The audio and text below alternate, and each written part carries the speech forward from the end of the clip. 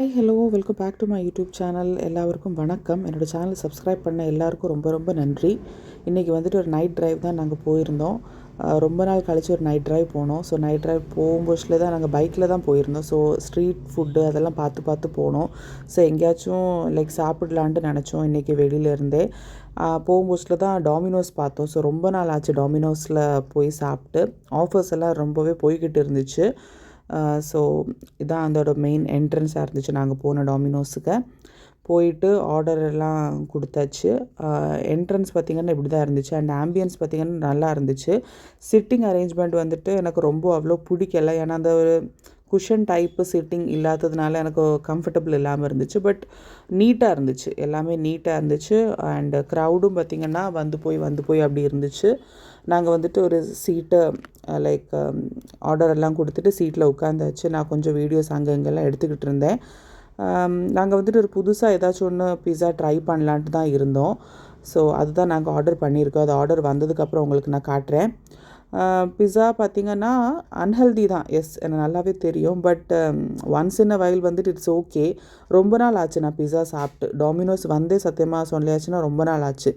So அதனால தான் சரி இன்றைக்கி டாமினோஸ் ட்ரை பண்ணலான்ட்டு நினச்சோம்.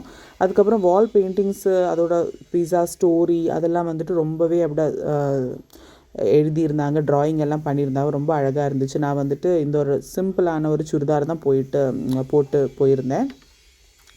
அதுக்கப்புறம் நம்ம ஆர்டர் வந்துட்டு அவங்க அங்கே மேக் பண்ணிகிட்ருக்காங்க. இதுதான் நாங்கள் ஃபர்ஸ்ட்டு சொன்னது.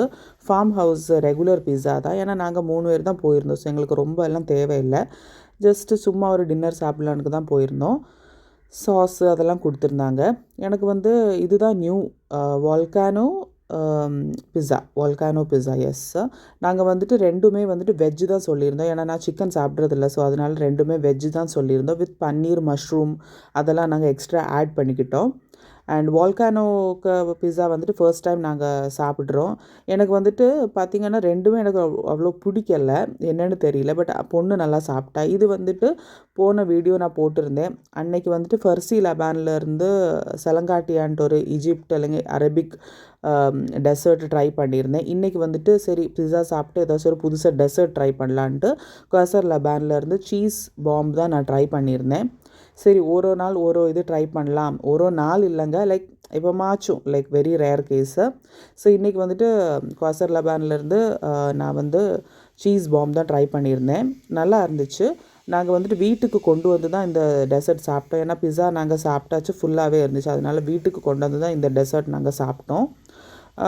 நல்லா இருந்துச்சு. நியூட்ரிலா சாஸு, சாக்லேட் சாஸ் அதெல்லாம் போட்டதுனால எனக்கு ரொம்பவே நல்லா இருந்துச்சு.